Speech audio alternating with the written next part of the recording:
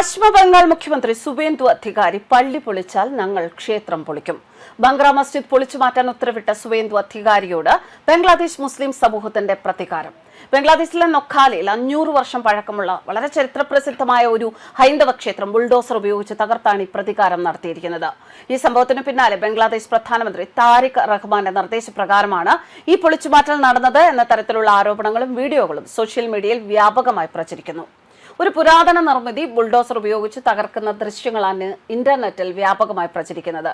ചരിത്രപ്രസിദ്ധമായ തങ്ങളുടെ ആരാധനാലയത്തിന് നേരെയാണ് ഈ നടപടി ഉണ്ടായത് എന്ന് അവിടെയുള്ള ഹൈന്ദവ സമൂഹം പറയുന്നു. പശ്ചിമ ബംഗാളിലെ നേതാജി സുഭാഷ് ചന്ദ്രബോസ് അന്താരാഷ്ട്ര വിമാനത്താവളത്തിന്റെ റൺവേ വികസനത്തിനു വേണ്ടി വർഷങ്ങൾ നീണ്ട ചർച്ചകൾക്കൊടുവിൽ അവിടെ ഉണ്ടായിരുന്ന ബംഗ്ര മസ്ജിദ് എന്നറിയപ്പെടുന്ന 136 വർഷം പഴക്കമുള്ള ഗൗരിപൂർ ജാമിയ മസ്ജിദ് മാറ്റി സ്ഥാപിക്കാൻ പശ്ചിമ ബംഗാൾ സർക്കാർ തീരുമാനിച്ചിരുന്നു. അതിന് പ്രതികാരമായാണ് ഈ ബംഗ്ലാദേശിൽ ഈ നടപടി ഉണ്ടായത് എന്നാണ് സോഷ്യൽ മീഡിയ അവകാശപ്പെടുന്നത്. പശ്ചിമ ബംഗാളിൽ പള്ളി മാറ്റി സ്ഥാപിക്കാനാണ് മുഖ്യമന്ത്രി സുവേന്ദു അധികാരി ശ്രമിച്ചത് എങ്കിൽ ബംഗ്ലാദേശ് പ്രധാനമന്ത്രി താരിഖ് റഹ്മാൻ പുരാതന ക്ഷേത്രം പൂർണ്ണമായി തകർക്കാനാണ് ഉത്തരവിട്ടത് എന്നാണ് വോയിസ് ഓഫ് ബംഗ്ലാദേശി ഹിന്ദുസ് എന്ന എക്സ് അക്കൗണ്ട് ആരോപിക്കുന്നത്. ബംഗ്ലാദേശ് സർക്കാരിന്റെ നേരിട്ടുള്ള പിന്തുണയോടെയാണ് ഈ പൊളിച്ചുമാറ്റൽ നടന്നത് എന്ന ആരോപണവും ശക്തമാണ്. ബംഗ്ലാദേശിൽ 81 അടി ഉയരമുള്ള ശ്രീരാമ പ്രതിമ നിർമ്മിക്കാൻ മുൻകൈയെടുത്ത ഹരിദാസ് ചന്ദ്ര തരണീദാസ് എന്ന വ്യക്തിയെ പണം വെളുപ്പിക്കൽ കേസിൽ പോലീസ് അറസ്റ്റ് ചെയ്ത ദിവസങ്ങൾക്കുള്ളിലാണ് ഈ സംഭവം ഉണ്ടായിരിക്കുന്നത്. ബംഗ്ലാദേശിലെ ഗായ്ബാന്ധ ജില്ലയിലെ പലാഷ്ബാരിയിലുള്ള ശ്രീ ശ്രീ രാധാ ഗോവിന്ദ കാളി ക്ഷേത്രത്തിൽ പ്രതിമ നിർമ്മിക്കാൻ ഉദ്ദേശിച്ച ഇയാളെ ജൂലൈ 12 രാത്രി വൈകിയാണ് പോലീസ് കസ്റ്റഡിയിലെടുത്തത്.